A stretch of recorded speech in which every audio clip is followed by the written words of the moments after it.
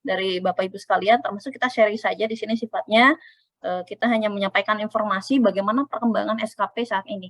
Ya, Bapak Ibu, mungkin ini ada beberapa Q&A ya, pertanyaan-pertanyaan yang seringkali ditanyakan nih oleh teman-teman. Yang pertama, gimana sih Bu perencanaan kinerja atau SKP 2023 gitu kan. Kemudian yang kedua, gimana sih Bu cascading kinerja? Nah, sebetulnya proses cascading ini sudah beberapa kali kita sampaikan dari tahun kemarin, hanya memang dalam perjalanannya Bapak Ibu ada perubahan regulasi. Semula kita masih mengacu pada Permenpan 8 2021. Kemudian di bulan Februari itu turun namanya Permenpan 6 Bapak Ibu. Tahun 2022 tentang pengelolaan kinerja. Dan memang dalam perjalanannya ini ada beberapa aspek ya yang berbeda dibandingkan Permenpan sebelumnya walaupun tidak secara signifikan gitu ya. Kemudian pertanyaannya, Bu, bagaimana ini kami ini gitu kan teman-teman jabatan fungsional, apalagi Bapak Ibu nih per tanggal 12 Januari 2023, nah ini di bulan kemarin baru diundangkan Peraturan Menteri Pendayagunaan Aparatur ya dan Reformasi Birokrasi nomor 1 tahun 2023. Nah ya, yang poin ketiga ini membahas kaitan dengan jabatan fungsional Bapak Ibu. Ya, dan jabatan fungsional ini mencabut 293 peraturan tentang jabatan fungsional sehingga dilakukan simplifikasi aturan-aturan. Nanti mungkin kita akan ulas sedikit Bapak Ibu ya. Tapi mungkin untuk sesi kali ini kita akan membahas lebih fokus terhadap bagaimana proses penyusunan SKP-nya untuk teman-teman jabatan fungsional. Kemudian bagaimana Bu relasi SKP dengan sistem kerja, dan ini juga nih yang menjadi trending topik, bagaimana Bu LKB di bulan Januari. Nah, karena ini kan betul tadi mungkin yang disampaikan Bu Gea ya. Ketika bicara Sasikam kan, tak kenal maka tak sayang Bu katanya. Tak sayang katanya makanya tak cair. Nah, makanya nih orang nanya nih, paling banyak bertanya bagaimana untuk yang bulan Januari. Oke, kita lanjut saja pembahasannya Bapak Ibu ya. Nah, yang poin pertama, apa sih perencanaan kinerja? Nah, kalau dulu Bapak Ibu kenalnya istilah SKP ya. Sekarang perencanaan kinerja ya. Kita akan mulai ulas Bapak Ibu. Jadi, bahasa atau istilah perencanaan kinerja itu sendiri sebetulnya ya merupakan suatu rangkaian yang atas ini Bapak Ibu. Mulai dari proses penyusunan SKP ya. Dalam proses ini ada yang namanya dialog kinerja. Ya, jadi perlu ada dialog kinerja antara pejabat penilai dengan pegawai bersangkutan, di mana dalam dialog ini harus mentransfer yang namanya ekspektasi. Apa itu ekspektasi? Ya, jadi nanti Bapak Ibu di sini, kalau kemarin SKP itu kan lebih pada fokus pada uraian tugas, PK gitu. Nah, kalau untuk Permenpan 6 ini mengedepankan ekspektasi organisasi dan pejabat penilai atau pimpinan. Ya, nanti setelah proses dialog kinerja ini selesai, ekspektasi tertransfer atau tersampaikan dengan jelas, maka barulah bisa ditetapkan yang namanya SKP. Berbicara rencana kinerja, ini kalau dulu kita kan bicara, oh rencana kinerja itu SKP. Nah, rencana kinerja itu tidak hanya berbicara SKP saja Bapak Ibu atau rencana hasil kerja. Tapi di sini juga memuat ada rencana hasil kerja, ada perilaku kerja yang diharapkan, ada sumber daya yang dibutuhkan, ada skema pertanggungjawaban dan konsekuensi. Contoh misalnya, ketika saya punya target dalam 1 tahun ini, ya saya harus misalnya sasarannya itu tersedianya dokumen atau draft peraturan bupati tentang A atau tentang kinerja. Nah nanti dalam 1 tahun itu apa sih ekspektasi pimpinan terhadap perilaku kita? Misalnya tadi perilakunya itu perilaku berakhlak. Ketika berbicara perilaku berakhlak, kira-kira orientasi pelayanan seperti apa sih yang diharapkan oleh pimpinan terhadap kita? Oh misalnya, Bu Sela ketika orientasi pelayanan itu ketika memberikan pelayanan harus misalnya 5S, senyum, sapa, salam gitu ya. Atau harus seperti apa, itu nanti bisa dimulai dalam proses atau tahapan perencanaan. Jadi kalau dulu perilaku itu hanya dinilai di akhir, kalau sekarang SKP ya sasaran kinerja dan perilaku itu juga di dalam perencanaan masuk. Kira-kira nanti ditargetkan perilaku kita itu harus seperti apa. Kemudian dalam proses penyusunannya ini beberapa aspek yang harus kita perhatikan Bapak Ibu. Ya. Nah dalam menyusun SKP itu kita harus perhatikan yang pertama, bagaimana itu perencanaan strategis dari organisasinya. Yang kedua, perjanjian kinerjanya. Yang ketiga, rencana kinerja pimpinan atau kalau dulu SKP atasan langsung. Jadi kita harus tahu Atasan kita itu apa target kinerjanya, mau ngapain. Nanti kita menurunkan atau menerjemahkan itu. Kemudian yang keempat, ini harus memperhatikan kompetensi Bapak Ibu. Potensi keahlian, dan yang paling akhir adalah prioritas pencapaian kinerja organisasi. Jadi ini juga harus menjadi bahan perhatian. Rangkaian ini nanti saya akan jelaskan secara detail satu persatu Bapak Ibu. Ini tentu harus dilakukan melalui sebuah dialog kinerja. Makanya Bapak Ibu, ketika dalam proses perencanaan kinerja, ya, ngobrol atau diskusi dengan atasan itu merupakan suatu hal yang wajib dilakukan. Karena balik lagi, sekarang itu berbasis ekspektasi. Kalau dialog kinerja ini tidak terjadi, kita tidak tahu apa yang diekspektasikan oleh pimpinan dan organisasi kepada kita. Gitu ya. Nah, selanjutnya Bapak Ibu membahas kaitan dengan rencana hasil kerja. Ini mungkin sudah beberapa kali juga Bapak Ibu ya kita sampaikan, dan saya rasa Bapak Ibu sekarang sudah ke sini acuannya gitu ya. Dulu ketika bicara SKP itu masih berbicara sasaran kerja. Ya. Kerja. Nah, berbicara kerja berarti berbicara apa yang kita lakukan Bapak Ibu. Sementara kita bergeser sekarang menjadi kinerja. Apa yang kita hasilkan. Kan kalau dulu itu kita SKP itu ya sudah apa yang kita kerjakan, apa yang kita lakukan, yaitu kita jadikan sebagai SKP atau hanya basis job description saja. Gitu kan. Kemudian juga ketika proses penyusunan SKP, kecenderungan itu tidak ada proses dialog. Sehingga terjadi SKP antara satu sama lain tidak saling berkaitan. Atasannya ibaratnya ngaler gitu kan, si bawahannya ngidul. Jadi nggak ketemu. Dia tidak merujuk kepada pencapaian visi misi organisasi. Sementara ini yang kita harapkan saat ini Bapak Ibu, ya, bahwa sasaran kinerja sudah berbicara output atau outcome atau hasil atau layanan, ya, dan bahasanya pun sudah menggunakan bahasa capaian kinerja. Dan ini proses penyusunannya ya dilihat dari Renstra, uraian tugas sebagai referensi ya, kemudian turunan SKP atasan langsung, keterampilan dan keahlian. Dan kinerja individu harus mampu mendukung kinerja organisasi. Nah, ini yang kita coba tekankan. Individu harus mendukung kinerja organisasi. Nah, kalau dulu SKP itu kunci Bapak Ibu. Awal tahun bikin SKP sudah kunci. Tidak boleh ada yang namanya proses perubahan. Nah, sementara di Permen 46 ada yang namanya ongoing feedback. Jadi bagaimana dialog kinerja itu terus dilakukan oleh seorang atasan atau pejabat penilai dengan pegawai bersangkutan itu terus dilakukan dalam 1 tahun secara berkala. Sehingga kalau misalnya, oh Bu, ternyata target saya kebesaran misalnya, atau target saya kekecilan, itu bisa dilakukan proses penyesuaian setelah ada proses ongoing feedback. Setelah ada proses feedback dari atasan, atau dialog kinerja, atau mungkin bisa dalam bentuk bimbingan kinerja. Mungkin nanti Bapak Ibu di Sasikap itu pernah melihat ya, di fiturnya itu ada yang namanya Rubicon, ruang bimbingan konseling yang versi beta. Nah, di situ sebetulnya nanti kita sudah akan coba wadahi yang namanya feedback ini, bagaimana proses komunikasi, dialog kinerja itu diwadahi antara atasan dan bawahan melalui fitur Sasikap.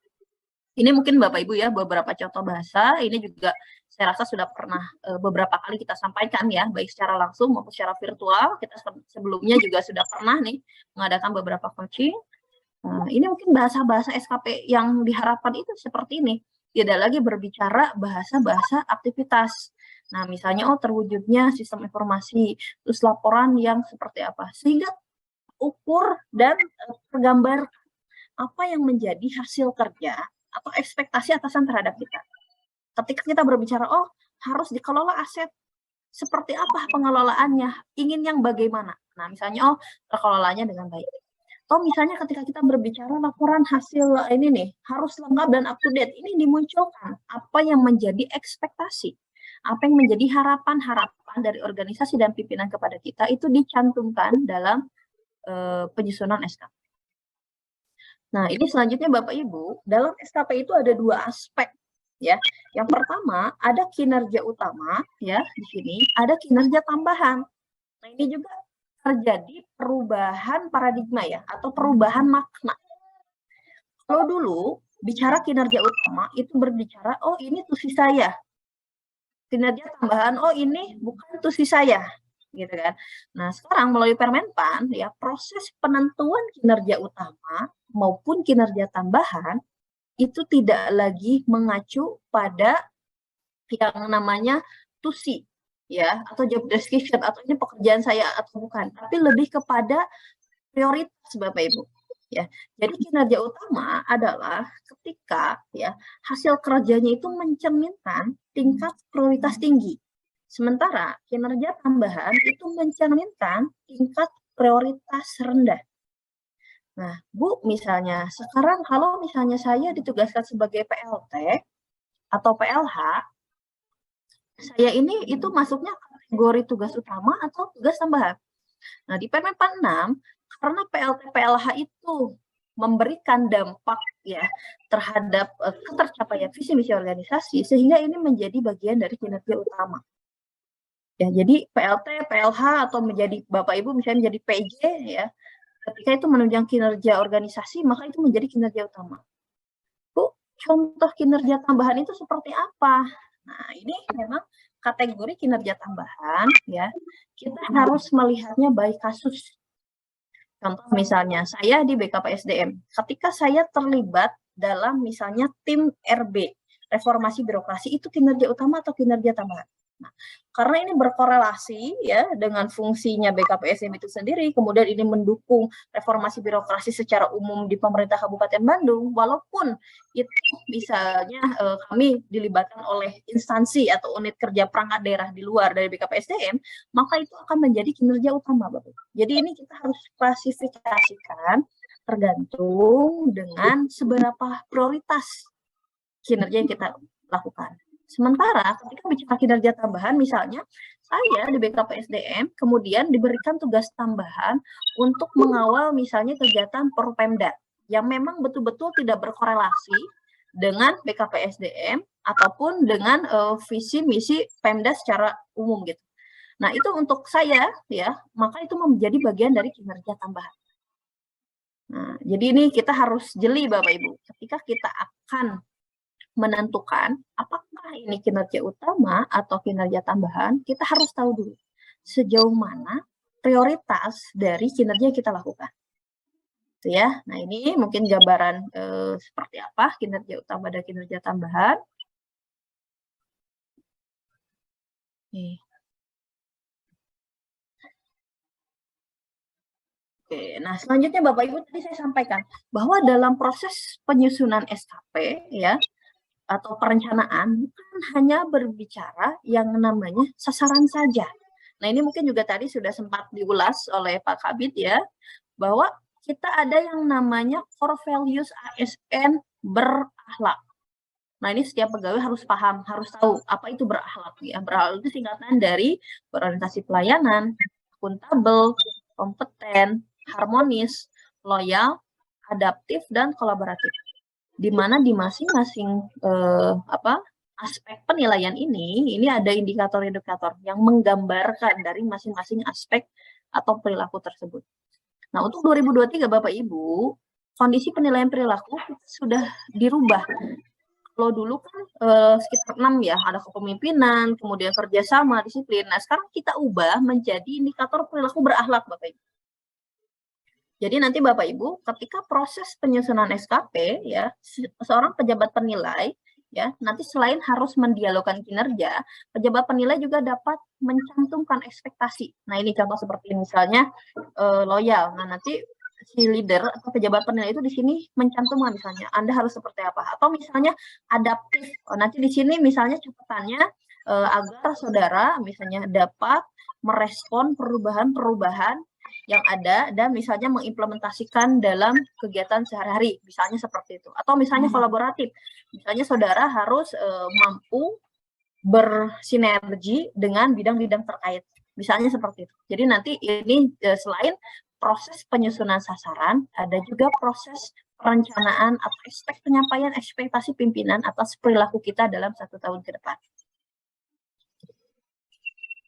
Nah, ini juga Bapak Ibu merupakan hal yang baru. Kalau dulu kan SKP itu hanya bicara sasaran, ya. Sekarang ada yang namanya sumber daya, Bapak Ibu. Ketika berbicara sumber daya, ya, ini ada yang harus, ini lampiran SKP. Mulai dari sumber daya yang dibutuhkan, skema sampai konsekuensi, Bapak Ibu. ya. Jadi ada mulai dari sumber daya manusia. Sebentar, maaf.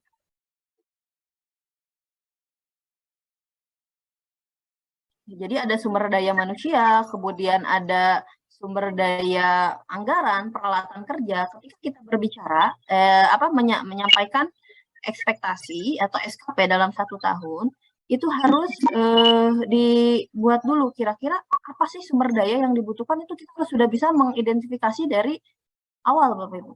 Ya, jadi kita harus tahu, oh dalam 1 tahun itu kira-kira sumber daya apa saja yang dibutuhkan. Sumber daya manusianya misalnya, oh harus dibuat dalam bentuk tim, anggarannya berapa, peralatan kerja yang dibutuhkan, misalnya oh, harus ada APK, harus ada apa, misalnya cara operasinya apa, ya ini nanti disampaikan. Kemudian juga dalam lampiran SKP nanti harus ada komitmen. Bagaimana skema pertanggungjawabannya, ya?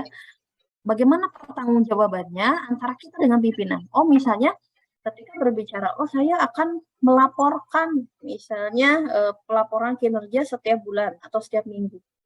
Kemudian ada konsekuensi Bapak Ibu. Ini yang baru juga di Permen 46.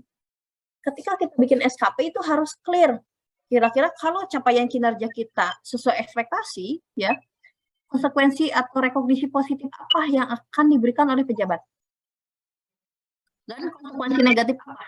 Oh misalnya positifnya, misalnya ya Bapak Ibu ya, oh misalnya nanti kalau misalnya dia ini bagus kerjanya, saya berikan apresiasi, misalnya saya traktir makan, contoh ya, atau misalnya saya berikan penghargaan, piagam atau surat keterangan atau apa, atau dukungan dan lain-lain.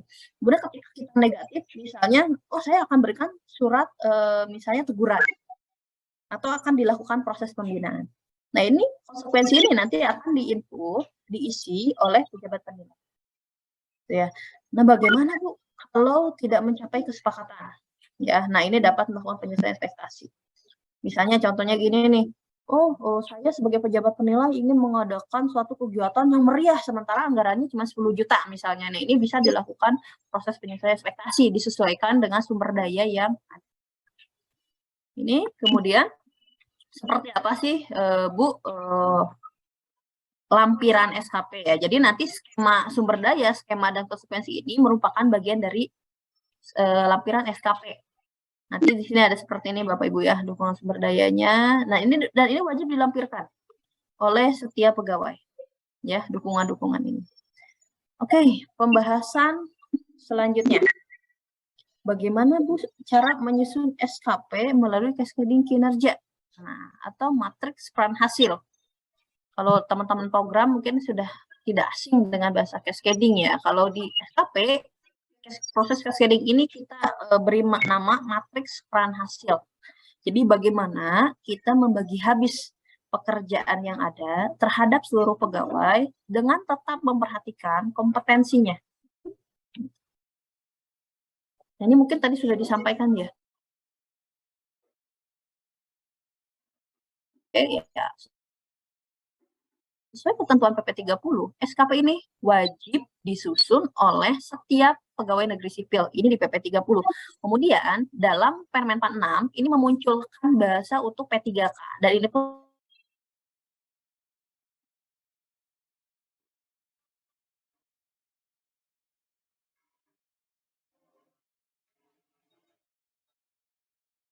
tinggi dan camat, SKP-nya itu adalah sama dengan perjanjian kinerja. Ya. Jadi SKP-nya kepala perangkat daerah itu sama dengan ya sasaran kinerja indikator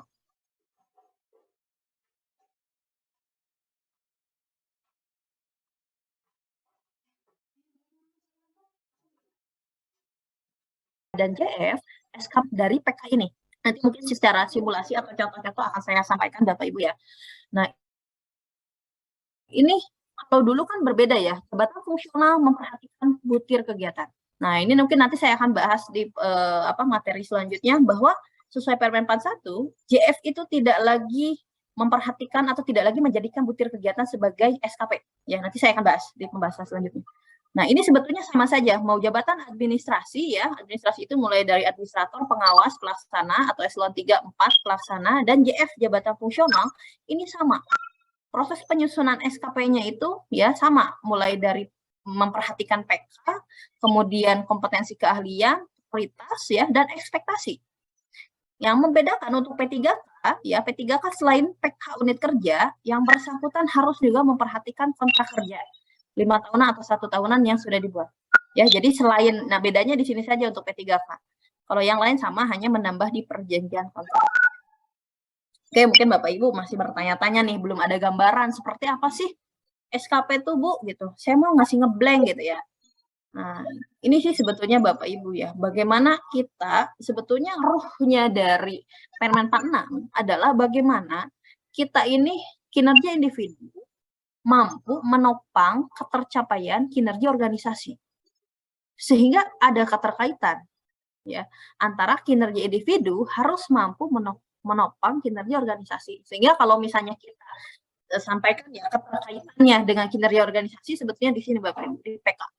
Nah, ini kan tadi sudah saya sampaikan bahwa perjanjian kinerja ini yang mencantumkan indikator kinerja dan target sebagai bahan penyusunan SKP tahunan terutama ya, atau sama dengan SKP untuk di level kepala perangkat daerah dan jabatan pimpinan tinggi. Jadi Bapak Ibu, proses penyusunan SKP bersifat top down.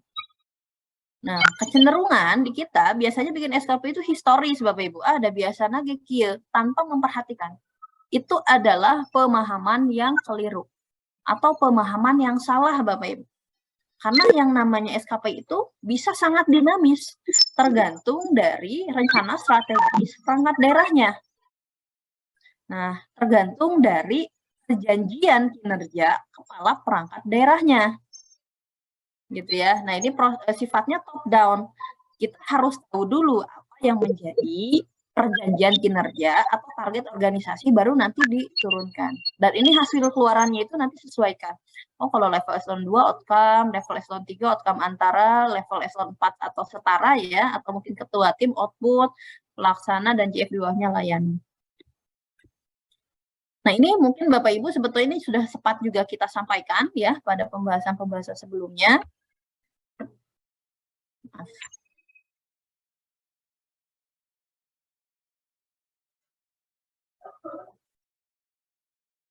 Bentar,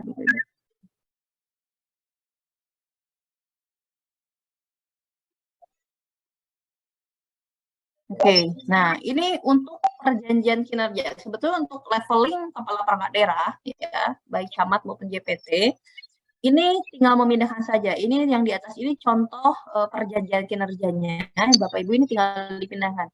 Sasaran strategis menjadi rencana hasil kerja, indikator menjadi indikator, target menjadi target. Hanya ini yang membedakan Bapak Ibu. Di Permen 46, khusus untuk JPT dan camat ya, ini ada perspektif gitu. Jadi kita harus menentukan kira-kira sasaran ini tuh perspektifnya apa. Oh, misalnya penerima layanan. Nah, penerima layanan itu ya karakteristiknya dia merefleksikan kemampuan organisasi ya dan memenuhi harapan.